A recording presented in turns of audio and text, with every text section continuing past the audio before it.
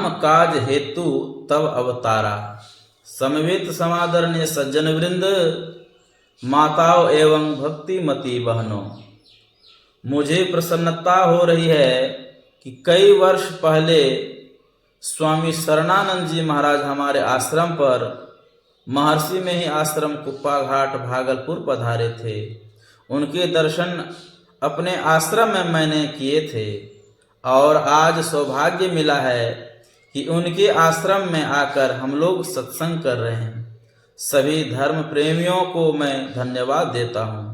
मैं सुदूर से आया हूँ, इसलिए ज्ञान से भरपूर हूँ, ऐसी समझ भूल होगी। मैं ज्ञान में पूरा नहीं, बिल्कुल अधूरा हूँ। फिर भी आप लोगों के समक्ष कुछ कहना जरूरी है, वह तो ऐसा समझिए कि मजबूरी है। मैं जो बात कहूँ आप वह बात नहीं जानते हैं, ऐसी बात नहीं, लेकिन कहना इसलिए पड़ रहा है कि यदा कदा ऐसा देखा जाता है कि जो बड़े लोग होते हैं कभी कभी उनको भी विस्मृत हो जाती है, तो उनकी स्मृति के लिए कुछ कहना आवश्यक होता है। उदाहरणार्थ, श्री सीता जी का हरण हो चुका था। उनकी खोज में चतुर्दिक बहुत से बंदर भालू गए हुए थे।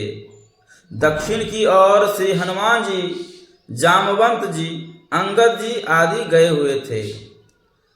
जब वे लोग खोजते ढूंढते समुद्र के किनारे पहुंचे तो वहां उनको संपाति से भेंट हुई। उन्होंने बताया कि श्री सीता जी रावण रक्षित लंकापुरी स्थित अशोक वाटिका में है। मैं यहाँ से देख रहा हूँ, तुम लोग नहीं देखते। मैं देखो तुम नाहिन गीधहि दृष्टि अपार।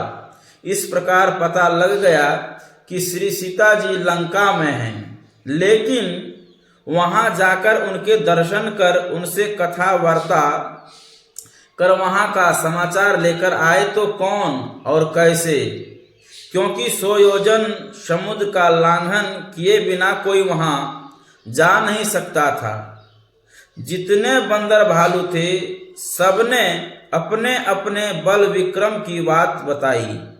किसी ने 10 योजन, किसी ने 20 योजन, इसी क्रम में 30, 40, 50, 60, 70, 80, 90 योजन तक लांघने की बात उन लोगों ने सुनाई। लेकिन समुद्र लंघन करना तो 100 योजन का था। अंगद ने कहा, अंगद कहा जाऊं मैं पारा, मन संशय कछु फिरती बारा। रामचरितमानस। अंगद 100 योजन समुद्र लांघ सकता था, वहां पहुंच सकता था, लेकिन उसको उस ओर से लौटने में संदेह था। जामवंत बैठे हुए थे हनुमान जी की बगल में। उन्होंने उनसे कहा, राम काज के लिए तुम्हारा अवतार हुआ है, तुम चुप बैठे हो। जामवंत कह सुन हनुमाना, का चुप साधि रहियो बलवाना। राम काज हित तब अवतारा, सुन तहि भय प्रभता कारा। रामचरितमानस।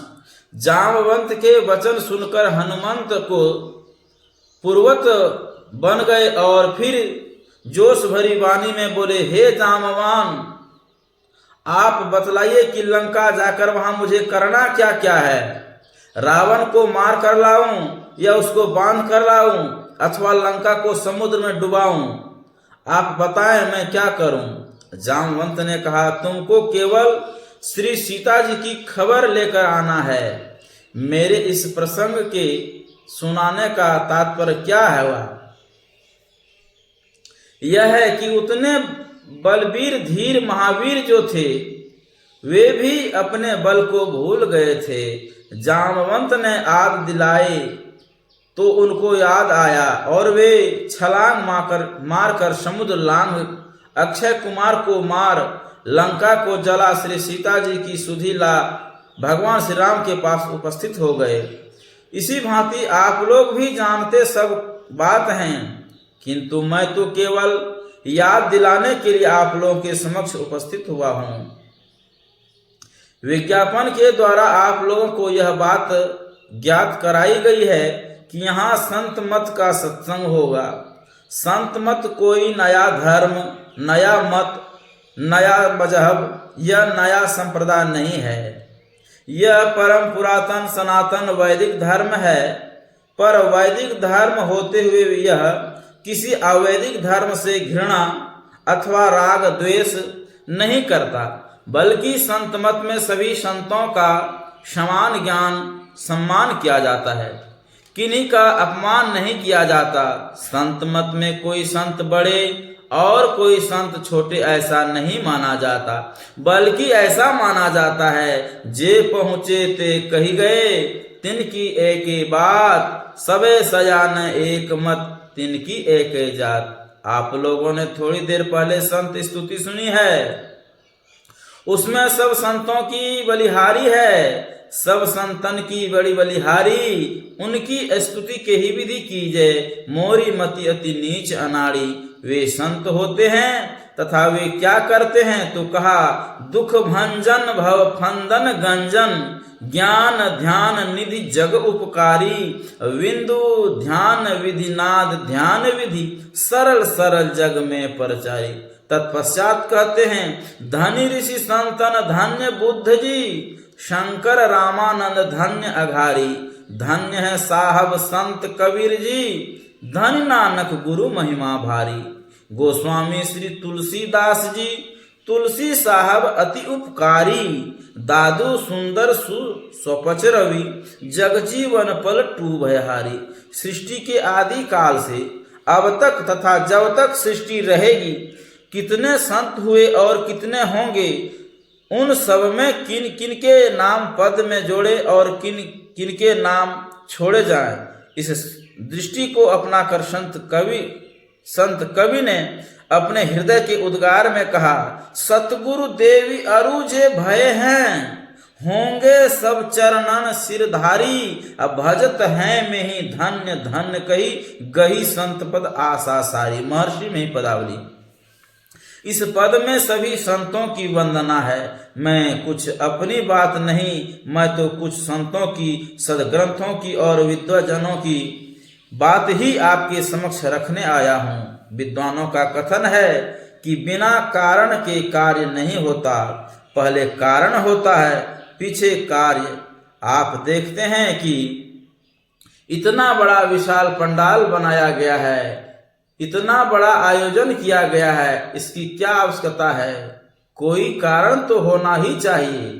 विद्वानों का कथन है, जो कार्य करने के पहले सोच लेता है अथवा जो सोच कर कार्य करता है वह बुद्धिमता कहलाती है।